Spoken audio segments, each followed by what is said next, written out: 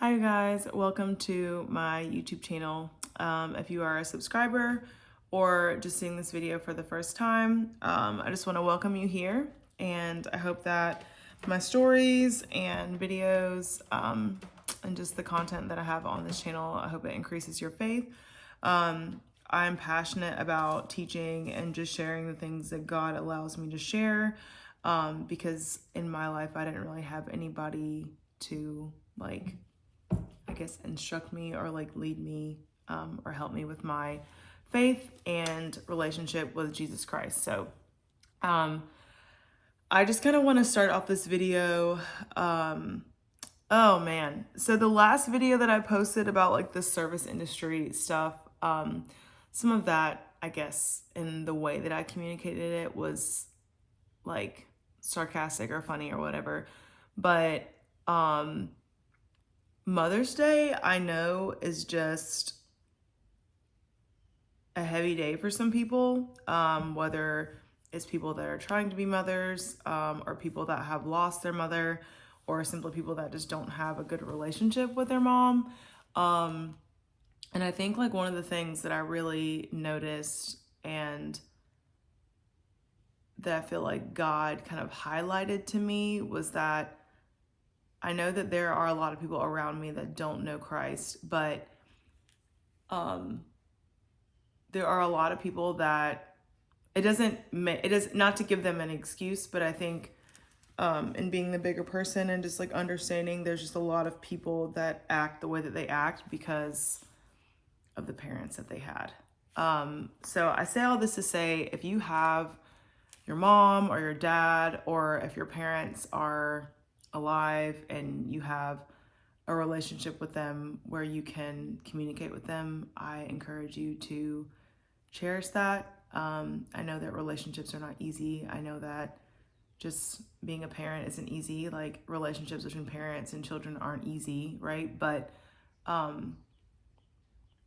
guess just from somebody that doesn't have their mom, and then I'll be honest, I don't even know if my dad is living or not, because I don't have a relationship with him. So just being very transparent, just if you're watching this and this speaks to you, just cherish your relationship with your parents. I know that they're people too. But yeah. And I thought about this particular thing before I say what I'm about to say, because as I was talking about me not having my mom and just really trying to get through the day, but get through the day well, which I did, especially compared to last year. But two other women that I work with also were yeah, my mom's just kind of out here strung out on drugs. And yeah, my mom is living it up with this 20-year-old, and it just, the situations that they were one, I didn't expect them to tell me that. And then also it just kind of I kind of felt bad because I see them and they're around the same age as me, and I can just see how it affected them. I don't know their entire life story, obviously, but just hear me out. I can just kind of see how we're all waiting on people and serving people, and we all have these very interesting stories about our family. So just something else to look at, or think about, just dealing with other people. Something else that I want to uncomfortably say is that on Mother's Day,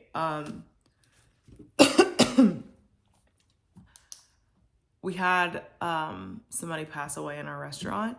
I believe that they had a heart attack and they did not make it. So it just was a very hard day, as people continue to ask us about their reservations and needing sweet tea and needing things. And it's just we all just saw someone lose their life. And so I'm not saying this for pity, or I'm not saying this for anyone to feel sorry for me, or I'm literally saying it just to give another perspective, because I feel like,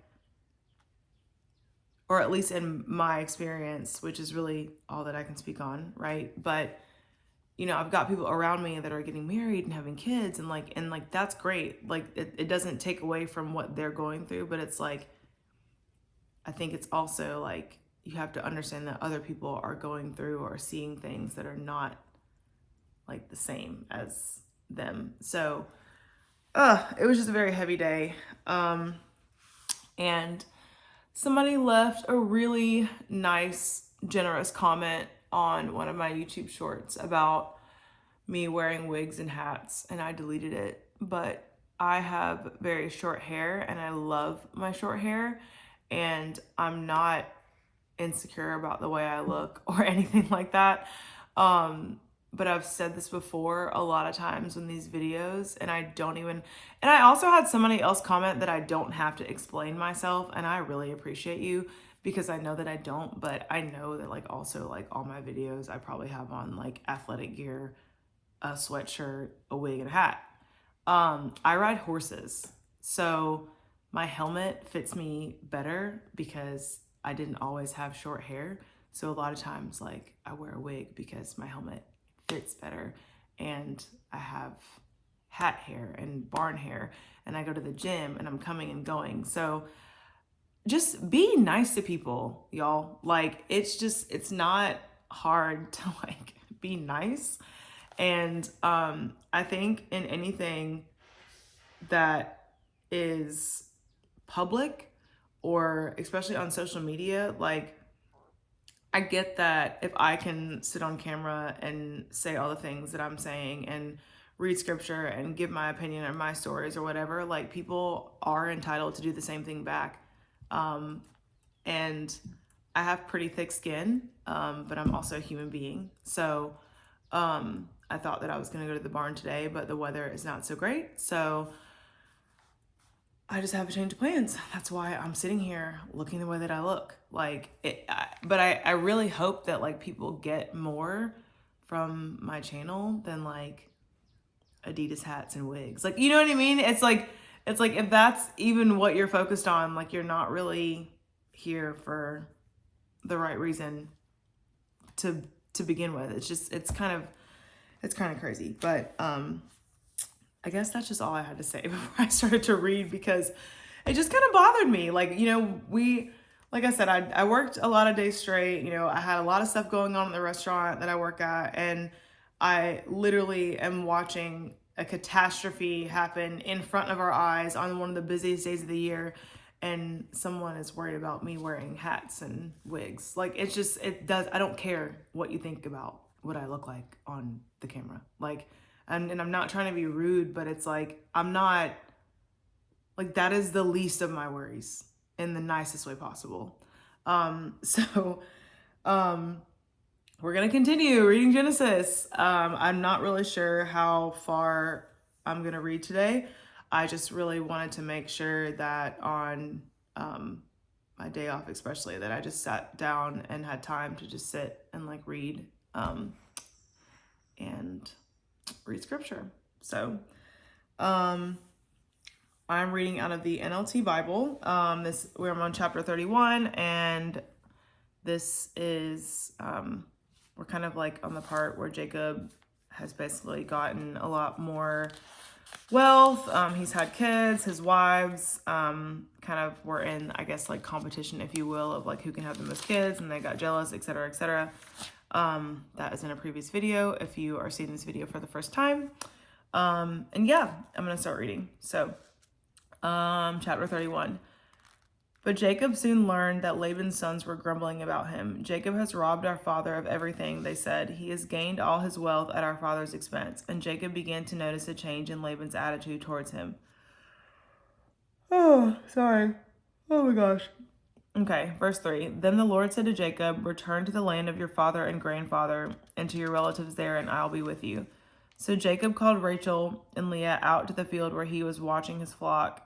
He said to them, I have noticed that your father's attitude toward me has changed, but the God of my father has been with me. You know how hard I have worked for your father, but he has cheated me, changing my wages 10 times. But God has not allowed him to do me any harm, for if he said the speckled animals will be your wages, the whole flock began to produce speckled young. And when he changed his mind and said the striped animals will be your wages, then the whole flock produced striped young. In this way, God has taken your father's animals and given them to me.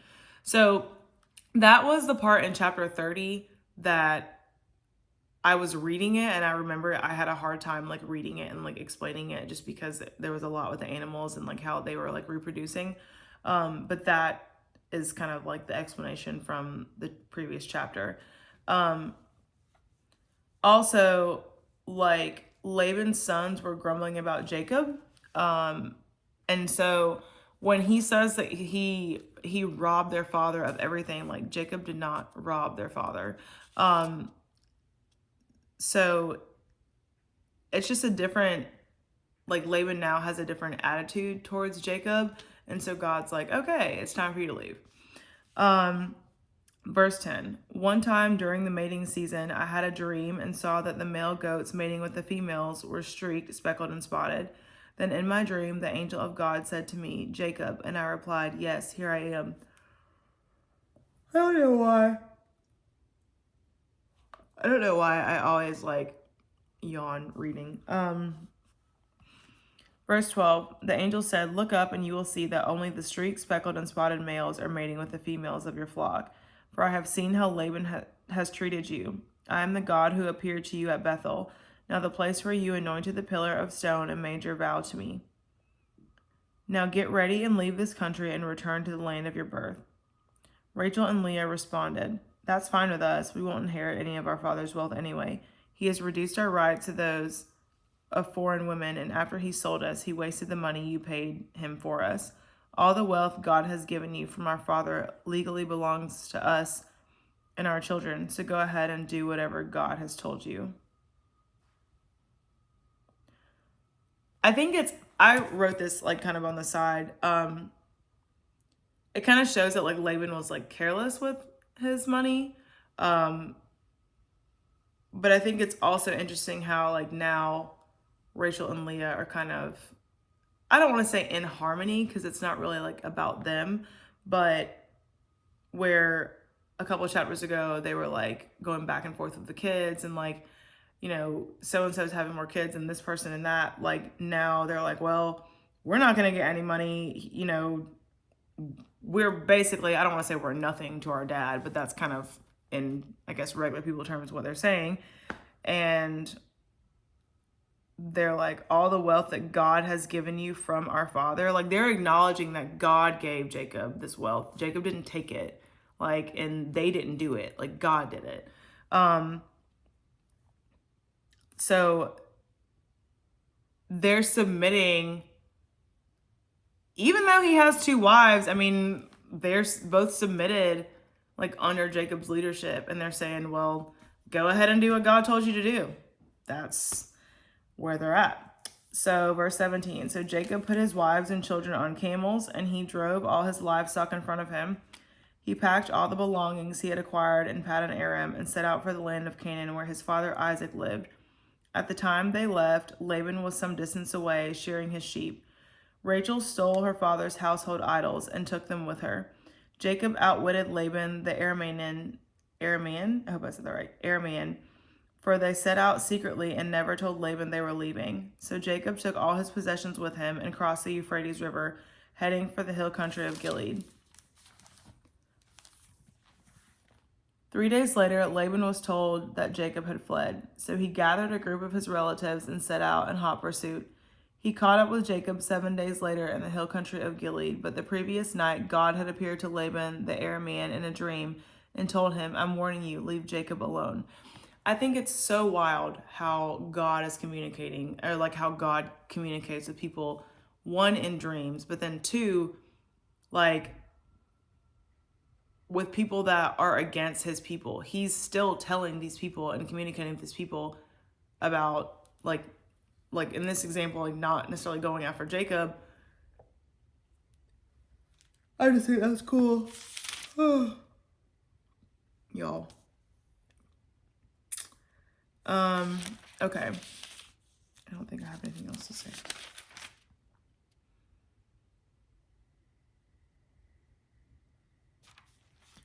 Laban caught up with Jacob as he was camped in the hill country of Gilead, and he set up camp not far from Jacob's. "What do you mean by deceiving me like this?" Laban demanded. "How dare you drag my daughters away like prisoners of war? Why did you slip away secretly? Why did you deceive me? And why didn't you say you wanted to leave? I would have given you a farewell feast with singing and music accompanied by tambourines and harps. Why didn't you let me kiss my daughters and grandchildren and tell them goodbye? You have acted very foolishly. I could destroy you, but the God of your father appeared to me last night and warned me, 'Leave Jacob alone.' I can understand your feeling that you must go. I can understand your feeling that you must go and your intense longing for your father's home, but why have you stolen my gods?" So this paragraph, okay, I don't know if you guys have ever experienced like when somebody's just upset and they say all these things, but it's like, what he really wants to know is, why did you take his idols out of his house? Because it's all this stuff. How could you take my daughters away? And like, we just heard from his daughters and they're like, well, like basically how Laban, it says he has reduced our rights to those of foreign women. So, I mean, not that he doesn't value his kids, but it's just like it just seems like what he's saying that he cares about, he doesn't necessarily care about. Because if he cared about Jacob, then things would have been different, right? So why didn't you do this? Why didn't you do that? Da, da, da, da. And then why have you stolen my gods? So he says in verse 31, Jacob says, "I rushed away because I was afraid." Jacob answered, "I thought you would take your daughters from me by force, but as for your gods,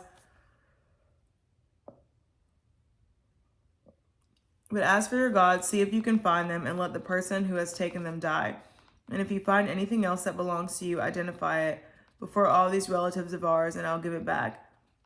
But Jacob did not know that Rachel had stolen the household idols.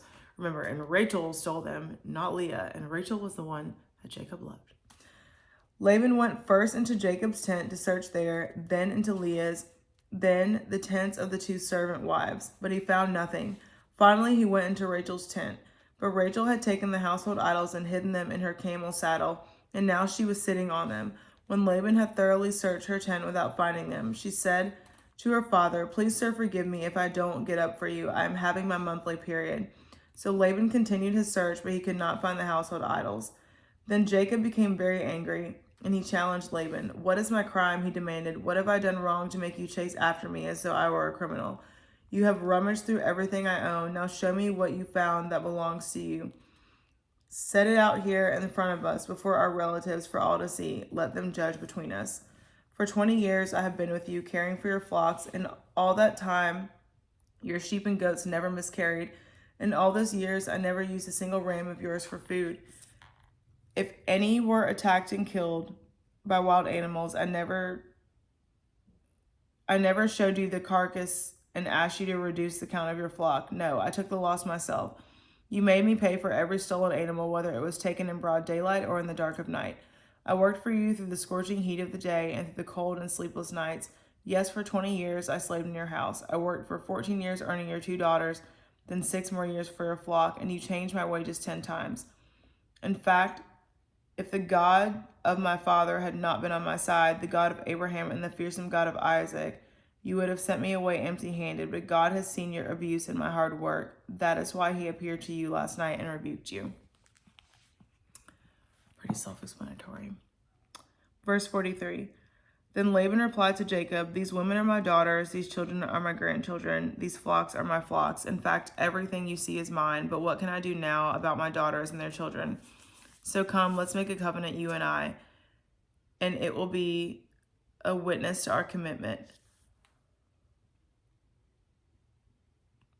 So Jacob took a stone and set it up as a monument. Then he told his family members, "Gather some stones." So they gathered some stones and piled them in a heap.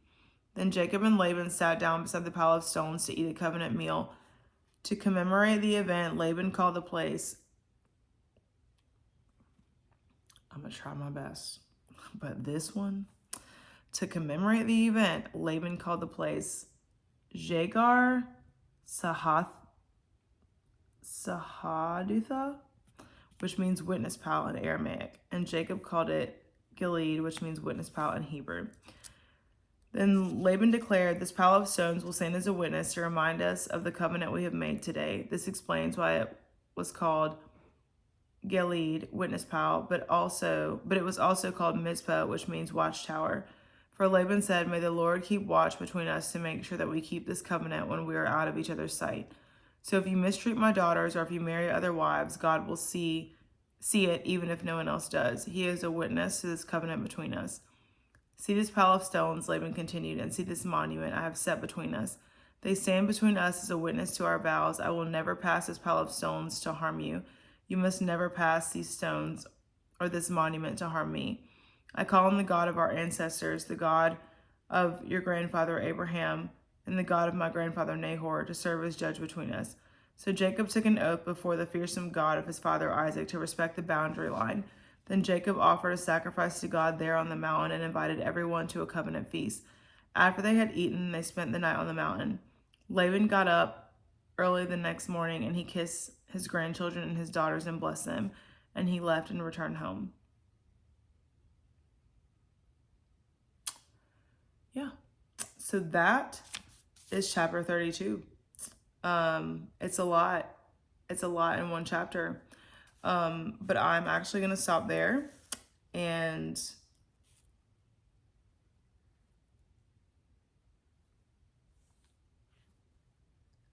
I think what is really sticking out to me right now, and what I have highlighted is verse 50. It says, "If you mistreat my daughters or if you marry other wives, God will see it even if no one else does. He is a witness to this covenant between us." God sees everything. So he sees everything. He knows everything. He sees everything. So I am going to go, and I will see you guys later. Bye.